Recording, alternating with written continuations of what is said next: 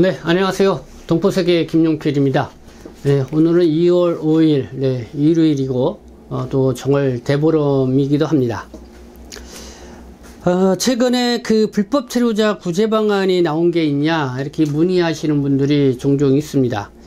아무래도 이 코로나19 상황이 이제는 위드 코로나로 이제 많이 나아지고, 그리고 또 최근에 한동훈 이 법무부 장관이 이 불법 체류자를 절반으로 줄이겠다는 5개년 감축계 뭐 이런 내용들도 지금 발표해서 그런지 이 불법 체류 중에 계신 분들이 혹시 뭐 구제 방안이라든가 뭐 좋은 소식이 있냐 뭐 이렇게 궁금해서 저한테 문의하시는 분들이 좀 늘어나고 있지 않나 이렇게 생각이 듭니다.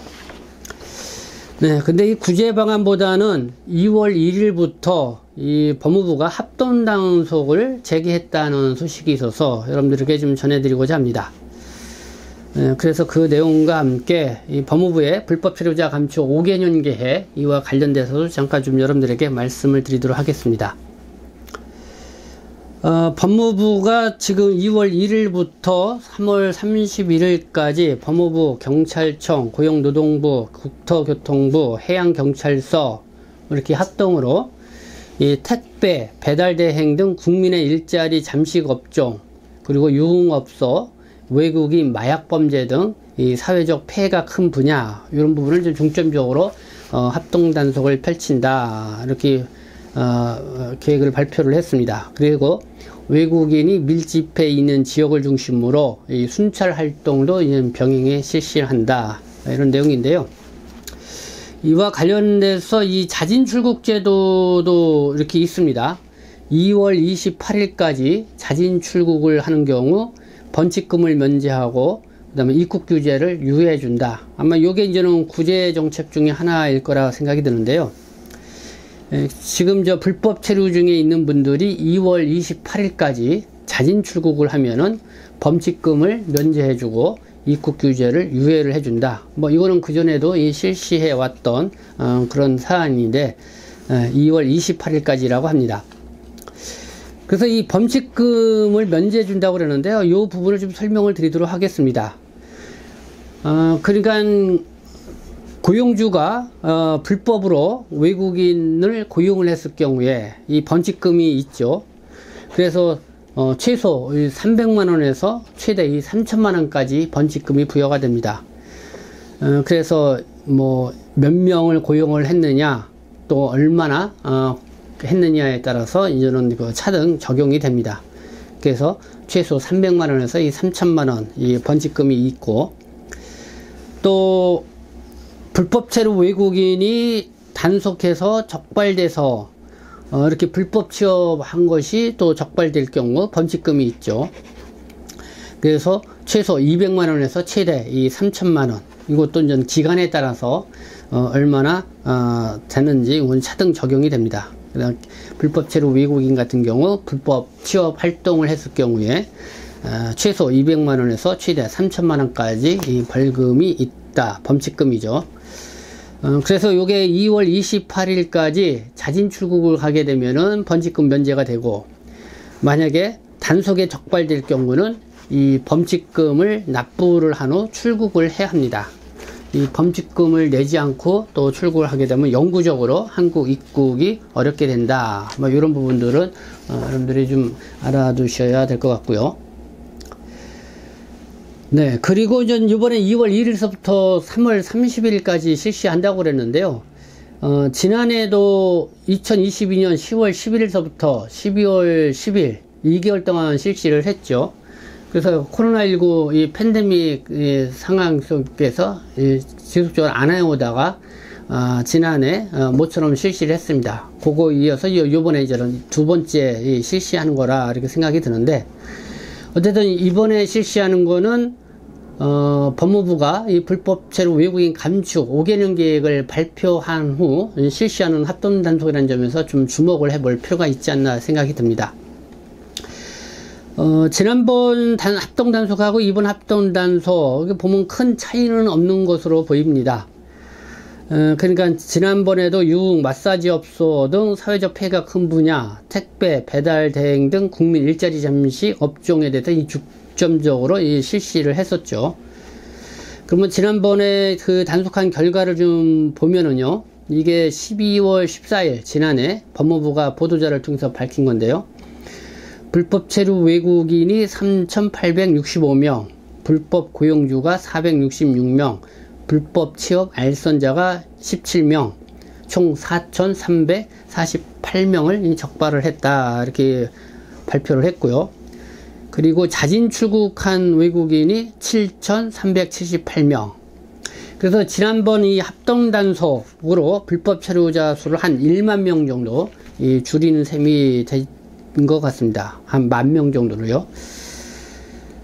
그러면은 이 법무부 출입국 통계도 한번 잠깐 보도록 하겠습니다. 2022년 12월 말 현재 국내 체류 외국인은 224만 5,912명, 그리고 불법 체류자 수가 41만 1,270명.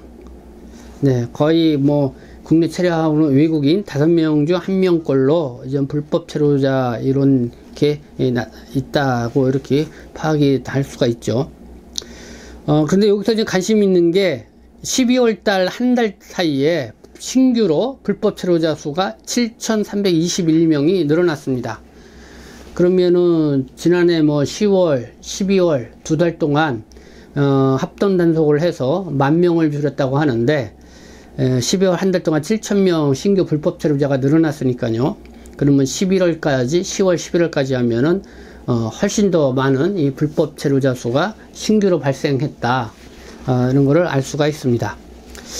그래서 이렇게 뭐 합동 단속을 실시한다 하더라도 좀처럼 이 불법 체류자 수의 증가는 계속될 것이다 라는 거를 또 이렇게 예상해 볼 수 있지 않나 생각합니다.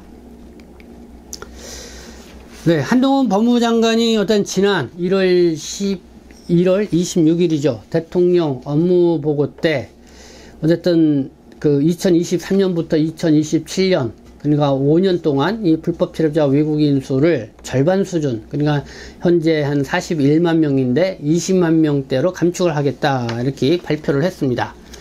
그래서 이렇게 감축하기 위해서 경찰과 협업 등으로 이 상시 단속을 펼치겠다.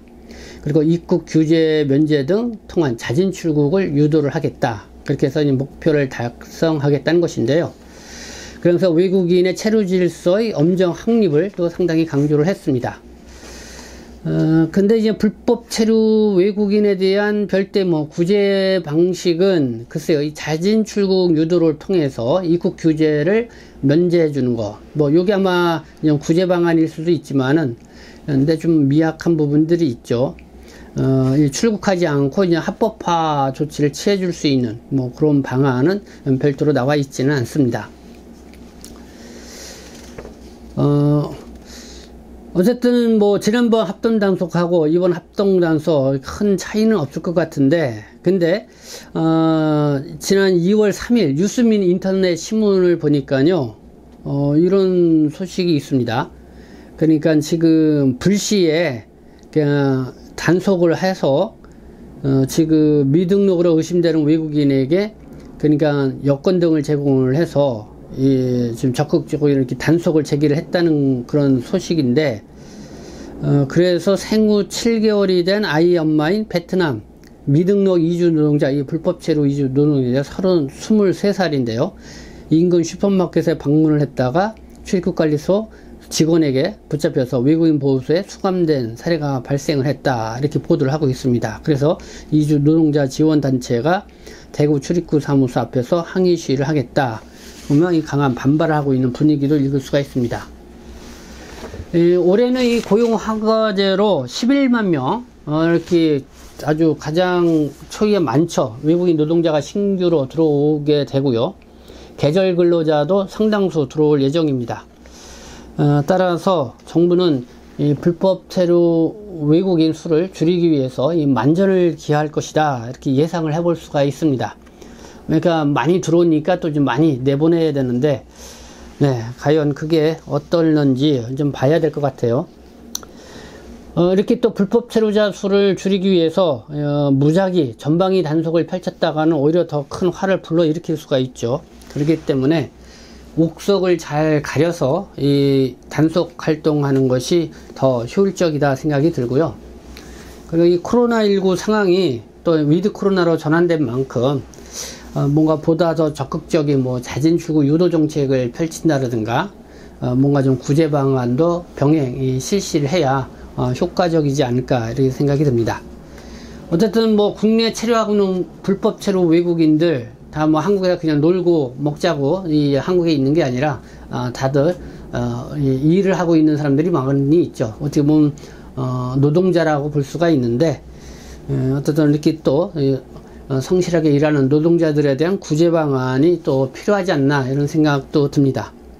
그래서 이 불법 체류자의 합동 단속과 그 다음에 또 이 구제 정책이 같이 병행을 가야 된다. 그러면 그렇게 해야 되는 이유가 무엇인지는 다음에 제가 또 다시 한번 정리해서 여러분들에게 말씀을 드리도록 하겠습니다. 네, 지금까지 시청해 주셔서 감사합니다. 저는 동포세이심 대표 변식장 김용필이었습니다.